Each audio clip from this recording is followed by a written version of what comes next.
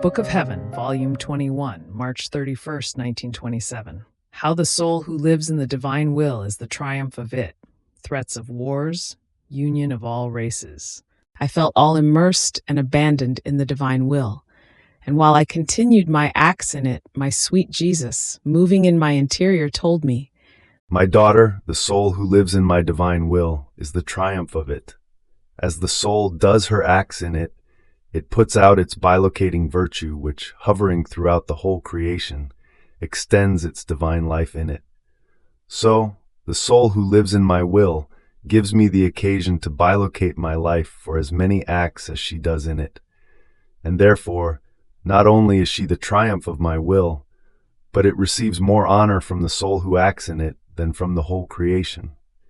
In fact, in creating each thing, God placed in some the shadow of his light, in some the notes of his love, in some others the image of his power, in others the flowerings of his beauty.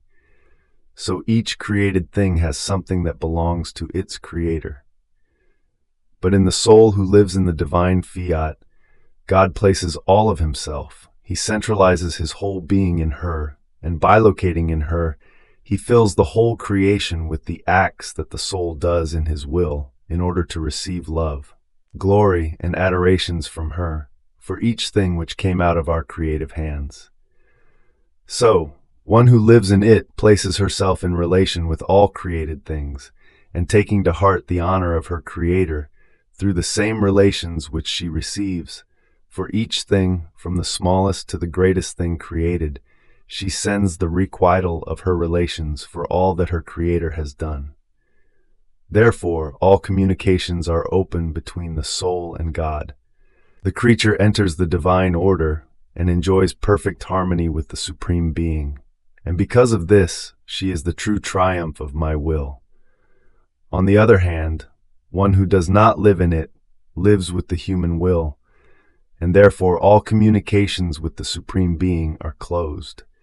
Everything is disorder and disharmony. Her relations are with her own passions, and through her passions she sends her acts. She knows nothing about the news of her Creator. More than serpent, she crawls on the earth and lives in the disorder of human things.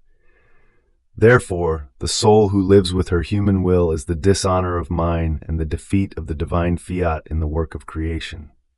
What sorrow, my daughter, what sorrow! The human will that wants to defeat the will of its Creator, who loves the creature so much and wants, in his triumph, the triumph of the creature herself. Then I was lamenting to Jesus because of his privations, since now, perhaps more than ever, he is making me suffer his being away for a longer time. Yet he tells me that he loves me. Who knows, he might end up leaving me completely. But while I was thinking of this, my sweet Jesus moved in my interior, surrounding me with light, and in that light he made me see wars and fierce revolutions, civil and against Catholics. One could see all races fighting, and all of them in the act of preparing for more wars. And Jesus, all afflicted, told me, "My daughter, you do not know how my burning heart wants to run with love toward creatures. But while it runs, they reject it, while they run toward me with the most brutal offenses and with the most horrendous pretenses. So as my love sees itself being persecuted, my justice enters the field and defends my love, striking with scourges those who persecute me and uncovering the pretenses they make, not only with me, but also among themselves as nations. Because in brawling, they reveal themselves, that instead of loving one another, they hate one another fiercely. This century can be called the century of the most awful pretenses, and among all classes. And this is why they never come to an agreement among themselves. And while apparently it seems that they want to agree, in reality they are plotting new wars. Pretense has never brought true good, either in the civil order or in the religious order. At the most, a few shadows of a fleeting good. And so here is how they are converting that peace, so praised with words but not with deeds, into preparations for war.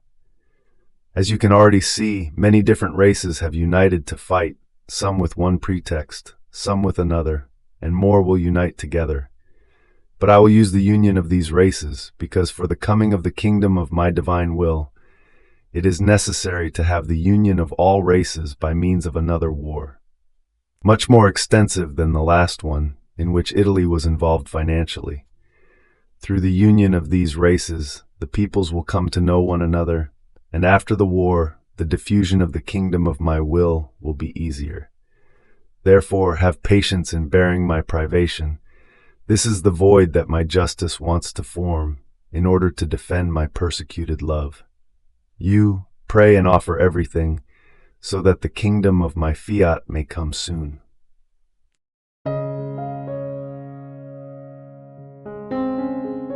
Thank you for being a part of our community here at Divine Will app. If you enjoy listening to Jesus's lessons on how to live in the divine will, please give this video a thumbs up. Your likes help us reach more souls yearning to live in the kingdom of the divine will. We'd love to hear your thoughts and reflections, so drop a comment below.